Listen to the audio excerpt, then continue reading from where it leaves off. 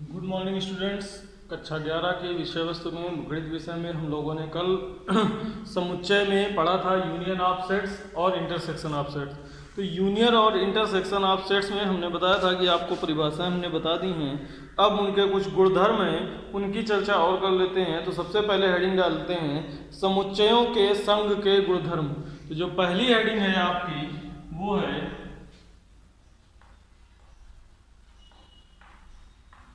समुच्चयों के संघ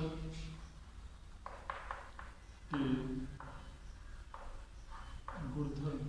तो समुच्चयों के संघ के गुणधर्म की अगर हम बात करें, properties of set, union of set. तो संघ के बारे में हमने बताया था आपको कि संघ में अगर कोई दो समुच्चय हैं ए और बी, तो उसका जो यूनियन होगा, उसका जो संघ होगा, उसमें वे सभी अवयव आएंगे जो समुच्चय ए और बी दोनों में उपस्थित हैं, और समुच्चय ए में भी हैं और समुच्चय बी में भी हैं। तो ऐसा समुच्चय जिसमें किन्हीं दो समुच्चय ए और बी के सभी अवयव उपस्थित हों, ए के भी और बी के भी, तथा ए और बी दोनों के उभयनिष्ठ अवयव भी उपस्थित हों, समुच्चय का संघ या यूनियन कहलाता है।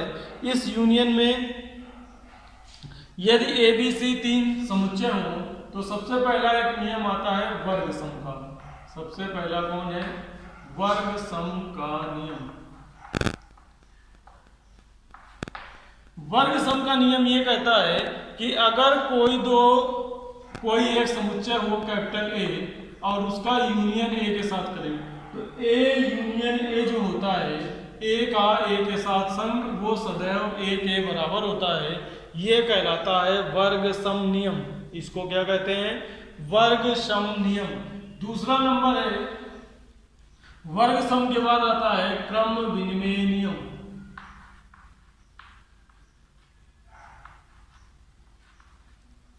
तो वर्ग सम के बाद होता है क्रम विनिमय नियम।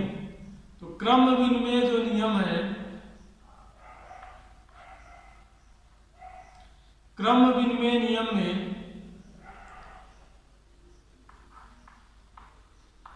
नाम से ही पता चलता है क्रम विनिमय, क्रम को बदलने वाला।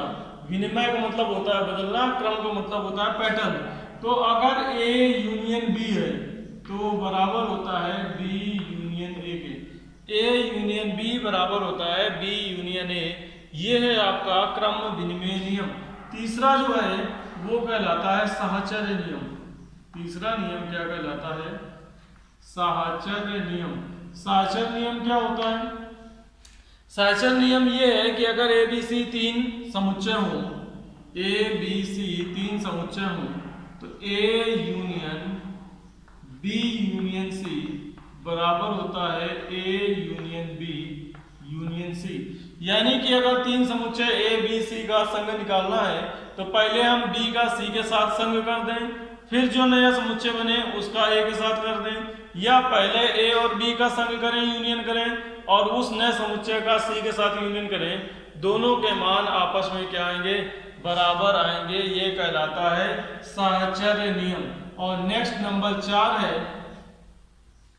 नंबर 4 की बात करें तो नंबर 4 कहलाता है तत्समक नियम।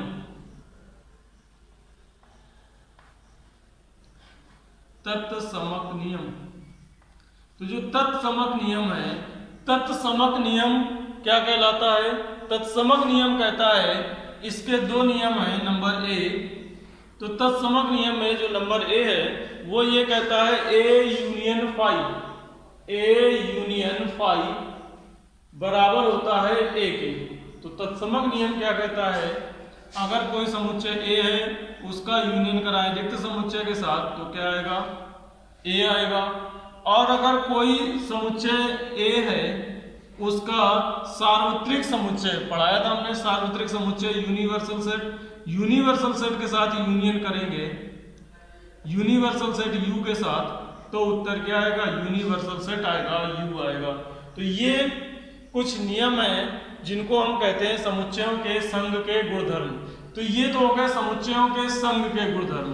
तो संघ के गुणधर्म एक बार फिर से रिवीजन कर लेते हैं। वर्ग सम का नियम कि ए का ए के साथ यूनियन ए होता है, क्रम विनिमय नियम ए यूनियन बी बराबर होता है बी यूनियन ए, साइचर नियम A union B union C बराबर होता है A union B union C, तत्समक नियम ए यूनियन फाई बराबर ए होता है ए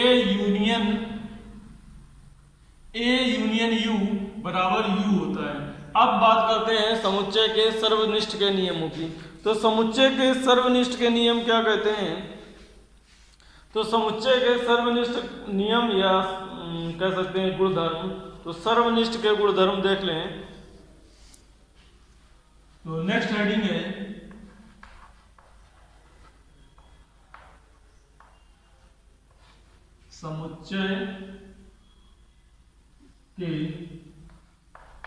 समुच्चयों के सर्वनिष्ठ गुणधर्म। नंबर फर्स्ट, तो समुच्चयों के सर्वनिष्ठ गुणधर्म जिस तरह से संघ के गुणधर्म होते हैं उसी तरह से समुच्चयों के सर्वनिष्ठ के गुणधर्म है। सर्वनिष्ठ के गुणधर्म में भी सबसे पहला यही लिखेंगे, पहली हेडिंग है, पहला नंबर है वर्ग सम का नियम। तो समुच्चय के सर्वनिष्ठ गुणधर्म में सबसे पहले वर्ग सम का नियम।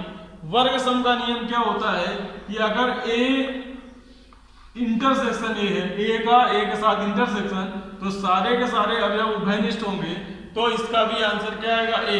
यानी कि ए का ए के साथ संघ भी ए होता है और ए का ए के साथ इंटरसेक्शन भी क्या होता है, ए होता है। नेक्स्ट नंबर दो क्रम विनिमय का नियम। तो नंबर 2 जब आप क्रम विनिमय का नियम लिखेंगे तो क्रम विनिमय का नियम भी यही है कि अगर ए का बी के साथ इंटरसेक्शन कराएंगे तो वही आंसर आएगा जो बी का ए के साथ इंटरसेक्शन। क्यों? क्योंकि दोनों के उभयनिष्ठ अवयव समान होते हैं, इसलिए ए इंटरसेक्शन बी कहें या बी इंटरसेक्शन ए कहें, दोनों के अवयवों का मान क्या होगा, समान होता है। नेक्स्ट इसके बाद नंबर 3, तो नंबर 3 की बात करें तो नंबर 3 में लिखेंगे साहचर्य का नियम। तो तीसरी हेडिंग है साहचर्य का नियम। साहचर्य का नियम भी इसी तरह से पालन होता है। साहचर्य के नियम में क्या है कि अगर A intersection B intersection C, यानी कि बी और सी का इंटरसेक्शन पहले करा दें फिर उसका इंटरसेक्शन ए से कराएं, तो ये बराबर होता है A intersection B intersection C. तो ए और बी का पहले कराएं फिर सी से करा दें, या पहले बी और सी का कराएं फिर ए से कराएं, तो दोनों क्या होते हैं, बराबर होते हैं। और नेक्स्ट लास्ट है आपका चौथा तत्समक नियम।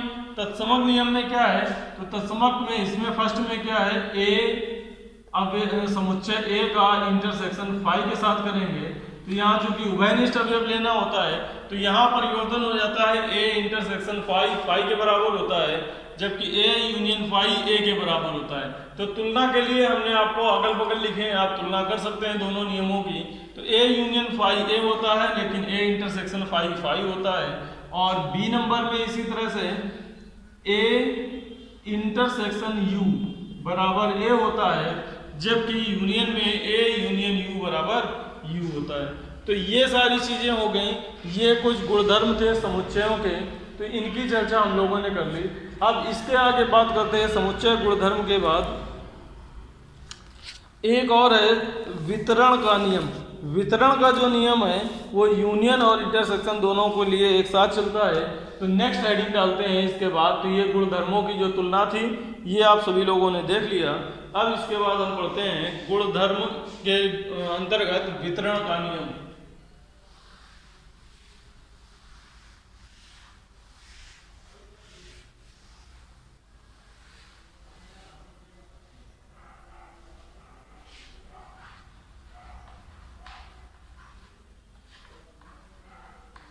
तो वितरण का नियम क्या कहता है? वितरण का नियम यह है कि अगर कहीं तीन समुच्चय हो ए बी सी,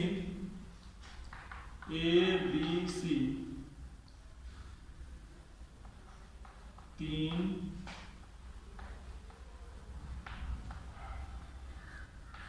समुच्चय हैं, तो क्या होता है, नंबर ए ए नंबर है A union B intersection C. तो A union B intersection C ये बराबर होता है A union B intersection A union C. A union B intersection A union C. दूसरा इसी का विपरीत है कि अगर ए इंटरसेक्शन हो बी यूनियन सी का तो ये बराबर होता है A intersection B union A intersection C. तो वितरण के दो नियम है, एक यूनियन पर आधारित है और एक इंटरसेक्शन पर आधारित है। तो इन दो नियमों को और लिखेंगे। तो ये इस तरह से आपके समुच्चय के नियम कंप्लीट हो गए। समुच्चय के नियम के बाद नेक्स्ट हेडिंग है आपकी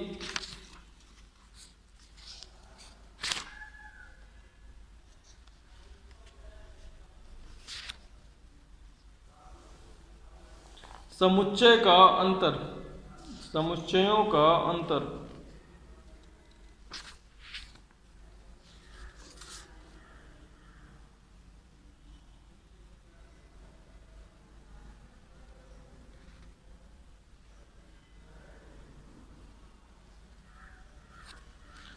समुच्चय का अंतर।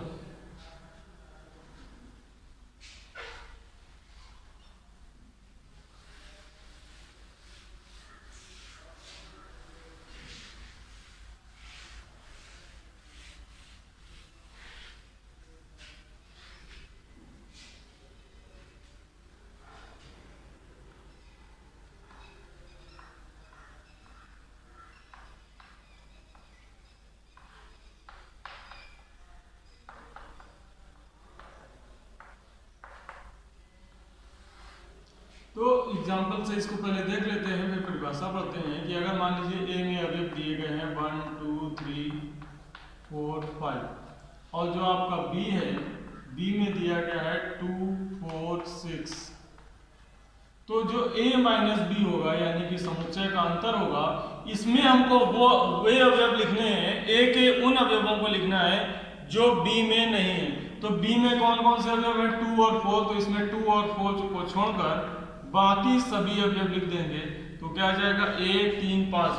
तो a माइनस बी का मतलब क्या है, a के ऐसे अवयव जो b में नहीं है वो होता है समुच्चयों का अंतर। तो लिख लें यदि a और b दो समुच्चय हो तो परिभाषा लिखें इसकी, यदि a और b दो समुच्चय हो तो, यदि a और b दो समुच्चय हो तो उन अवयवों का समुच्चय, तो उन अवयवों का समुच्चय, उन अवयवों का समुच्चय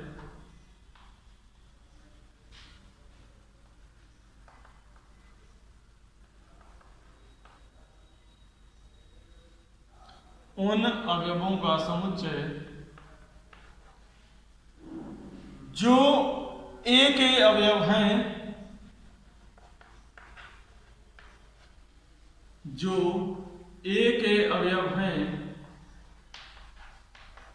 परंतु b के अवयव नहीं हैं,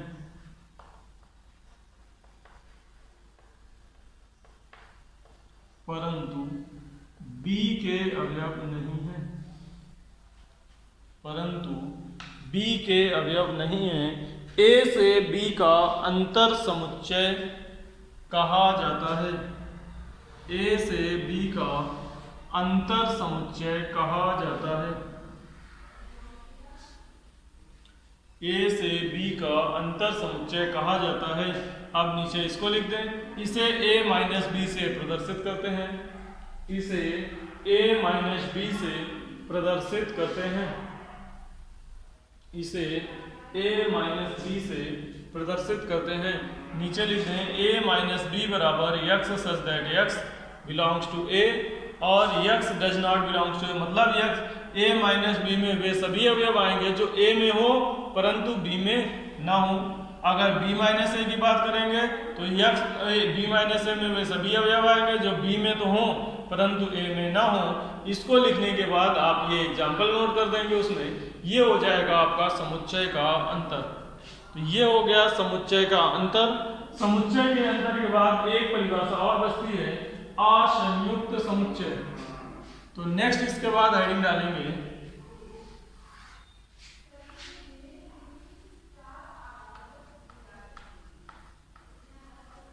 असंयुक्त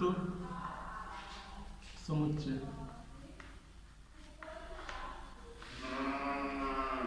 असंयुक्त समुच्चय क्या होते हैं?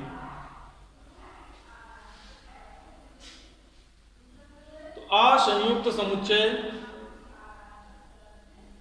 असंयुक्त का मतलब ये है जिनमें कुछ संयुक्त ना हो। तो असंयुक्त समुच्चय ऐसे समुच्चय, दो ऐसे समुच्चय जिनका सर्वनिष्ठ कोई भी अवयव सर्वनिष्ठ ना हो या जिनमें कोई भी अवयव उभयनिष्ठ ना हो, असंयुक्त समुच्चय कहलाते हैं। दो ऐसे समुच्चय जिनमें कोई भी अवयव उभयनिष्ठ ना हो,